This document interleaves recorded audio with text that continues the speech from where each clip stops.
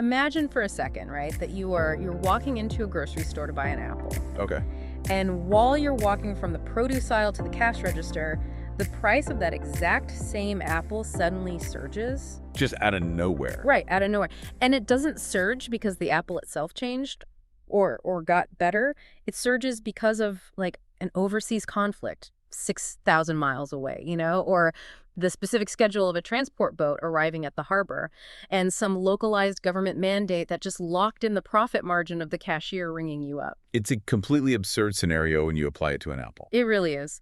But that bizarre, almost surreal chain of events is the frustrating, murky reality of pumping gas on Prince Edward Island right now. Yeah, it is the ultimate diagnostic puzzle for anyone trying to manage a household budget today. Oh, absolutely. Because when you pull up to a pump in Charlottetown or Summerside today, we're in May of 2026, you aren't just paying for the liquid going into your tank, You are paying for this massive, tangled web of global geopolitics and highly localized logistics.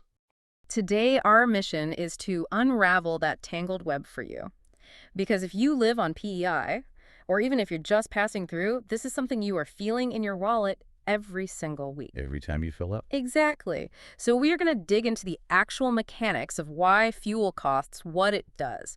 Right now, the baseline numbers are just staggering. We are looking at regular gas hovering around 189.1 to 190.2 cents per liter, and diesel. Diesel has spiked to a brutal 224.1 cents per liter. Which forces us to ask a fundamental question here, right? Like, how much of that pain at the pump is homegrown?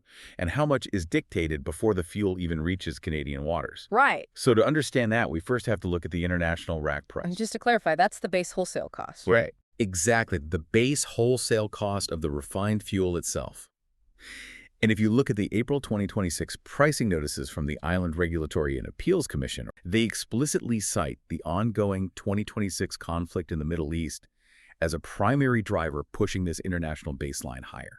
Because obviously any conflict in a major oil-producing region creates a massive ripple effect in global supply and demand. Absolutely. And we are looking at this strictly through an economic lens today, just observing how instability creates a financial shockwave. But here is the piece that I think drives so many people absolutely crazy. What's that? Well, the Canada Energy Regulator's latest market snapshot shows that nationally, Canada is running at roughly 90% refining capacity. We are an oil-rich nation, so why on earth is an island in the Maritimes forced to pay a premium based on an international rack price driven by overseas conflicts? And what's fascinating here is the sheer geographic reality of our domestic infrastructure. Okay. Because, yes, Canada has massive refining capacity, but it's predominantly in the west and central regions.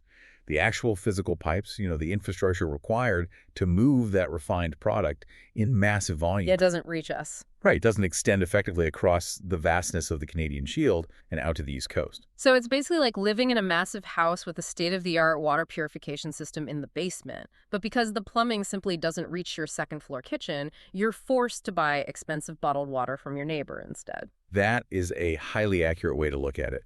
Canada has the oil, but the pipes just don't reach the PEI kitchen. Wow. And because that infrastructure gap exists, Eastern Canada relies heavily on imported refined petroleum products that arrive via ship. You cannot simply flip a switch and devote Western Canadian oil to an Eastern Canadian pump. So we're stuck. We are. This structural reliance on international imports means PEI is effectively a price taker. A price taker, meaning no leverage. Exactly, zero leverage. You absorb the global market shocks, the currency fluctuations, and all those geopolitical premiums without any buffer whatsoever. Man.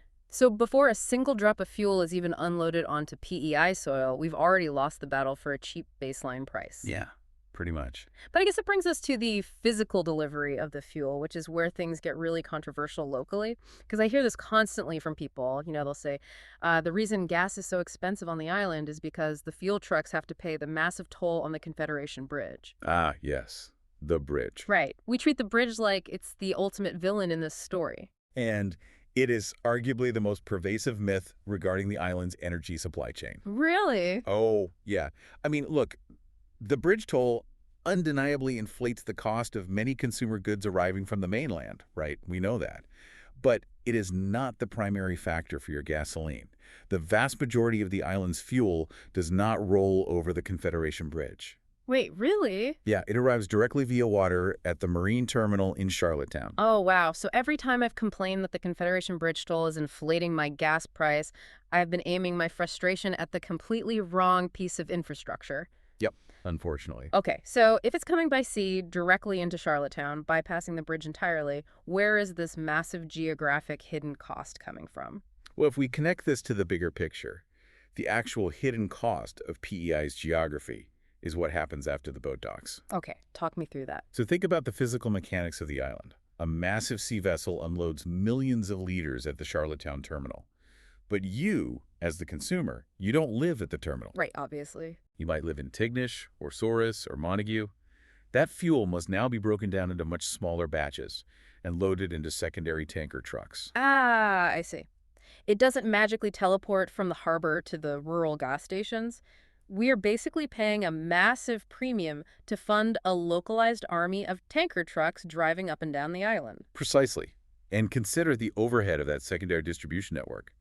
You have relatively small trucks traversing rural roads, which incurs significant driver wages, vehicle wear and tear, high insurance premiums, and just massive time investments. But it's different on the mainland. Oh, totally.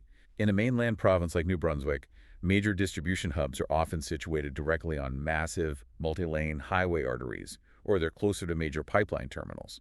That allows for vastly more efficient delivery. Makes sense. On PEI, the cost of manually trucking small batches of fuel to disperse rural communities is a massive logistical friction point. Which makes me wonder about an economic hypothetical we see debated in energy circles a lot. The pipeline. Yeah, the pipeline. What if that foundational infrastructure issue was solved?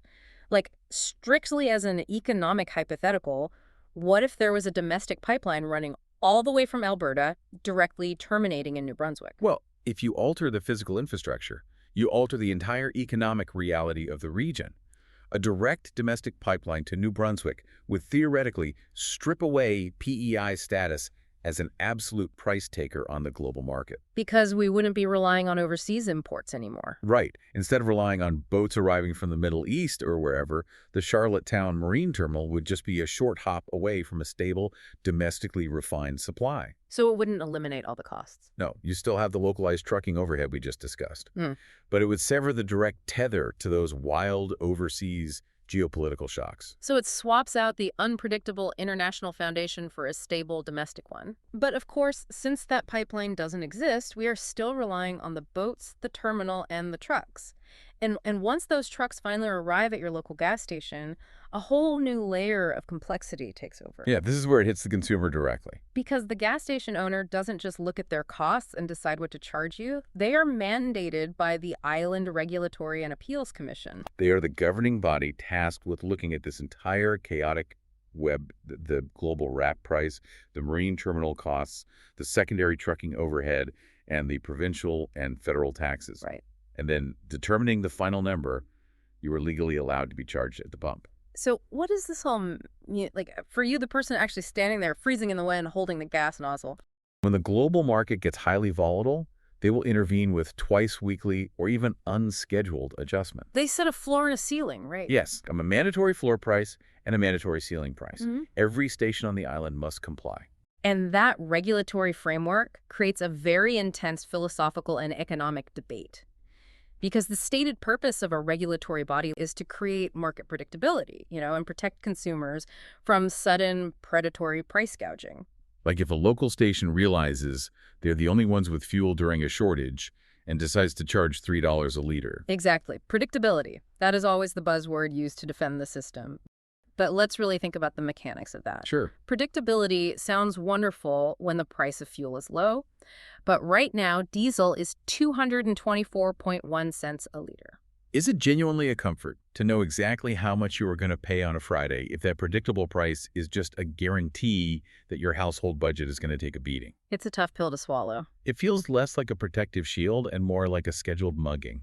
They are tasked with protecting the consumer, yes, but they are equally tasked with ensuring the economic viability of the supply chain. They legally guarantee a profit margin for the wholesalers and the retailers. Because if they don't... The logic is, If those businesses operate at a loss and go bankrupt, the trucks stop rolling and the island literally runs out of fuel. But I totally understand the anger of the consumer here. You have businesses physically bringing the fuel to the island whose margins are protected by law, while the person buying the fuel has absolutely no safety net for their own personal budget. Yeah, it's a stark contrast. The system basically socializes the stability for the corporations and privatizes the financial pain for the driver. Which transitions us into one of the most compelling legal arguments surrounding the island's fuel market right now. Because if you combine guaranteed retail margins with a highly restricted infrastructure where fuel only really comes in through one major terminal, you start to blur the lines of free enterprise. Okay, here's where it gets really interesting. Think about your actual experience driving down the road on PEI. Okay. You might pass 3 different gas stations, all flying the flags of different corporate brands, but when you look at the big digital signs out front, every single one of them is charging the exact same mandated price. Down to the 10th of a cent. Right. You, the consumer, are entirely stripped of your ability to shop around for a competitive deal. Under normal circumstances, wouldn't a federal regulator look at an entire industry charging the exact same price and call that an illegal monopoly?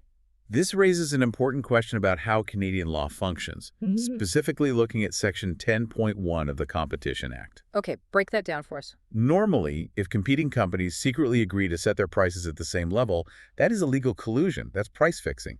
But under Canadian law, there is a concept called the Regulated Conduct Doctrine. The Regulated Conduct Doctrine. Essentially, if a provincial government legally mandates the price, as PEI does with IRM 8 federal antitrust laws, step back. It's not a criminal conspiracy if the government literally ordered you to do it.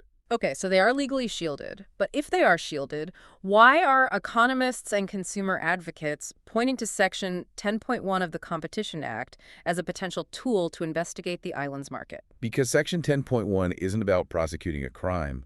It is a mechanism for a broad market inquiry. It grants the federal government the power to initiate a deep forensic audit into the structure of an industry to see if it is fundamentally anti-competitive. Oh, I see. So if the federal minister ordered a 10.1 inquiry into PEI's fuel sector, they wouldn't be looking for secret price-fixing meetings.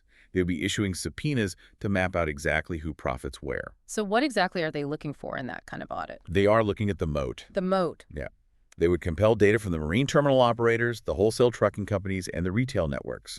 They would analyze whether the current setup, this reliance on the Charlottetown terminal, creates an impenetrable fortress that prevents any new, innovative competitors from entering the market. Oh, right. Like if a new company wanted to bring cheaper fuel to the island, could they even do it? Exactly.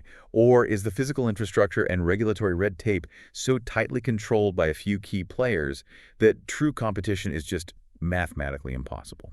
So a 10.1 inquiry forces total transparency. It answers the question, is IRS actually stabilizing a vulnerable, isolated market? Or is it inadvertently acting as a legal bodyguard for a localized oligopoly? That is a massive distinction. Huge. It is the difference between a system serving the public interest and a system capturing the public interest for private gain. And the outcome of such an inquiry would heavily inform federal trade policy going forward. Wow. Now, we've spent a lot of time up in the clouds here, talking about international rack prices, hypothetical pipelines, and federal legislation. But I want to bring this back down to earth. We need to. Because diesel sitting at over $2.20 a liter is not just an abstract economic theory. And it's not just a headache for long-haul truck drivers.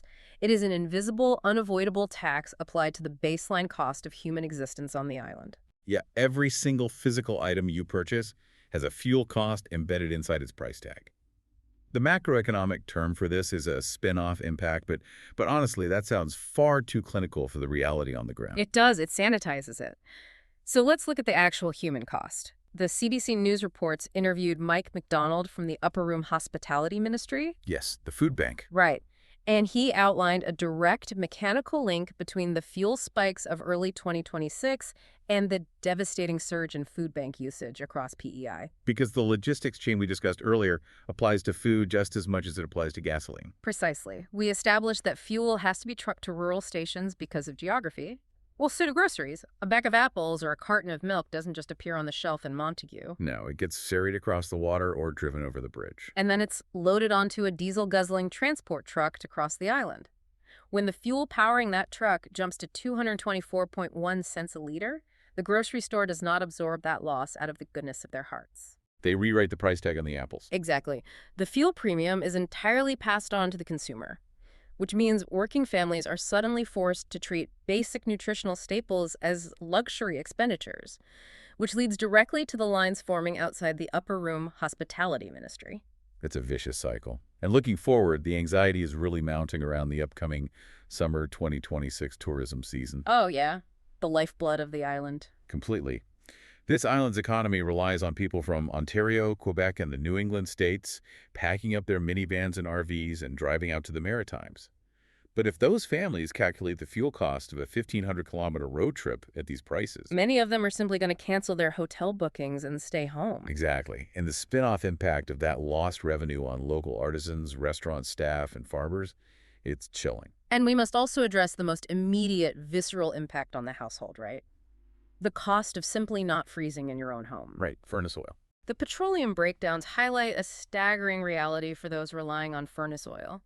Earlier this year, there was a single IRAC adjustment that saw furnace oil jump by 23 cents in one day. In one adjustment. Let's do the math on that so you can really feel it. If you have a standard 1,000-liter oil tank in your basement, a 23-cent jump means the cost to fill that tank increased by $230 overnight. Wow.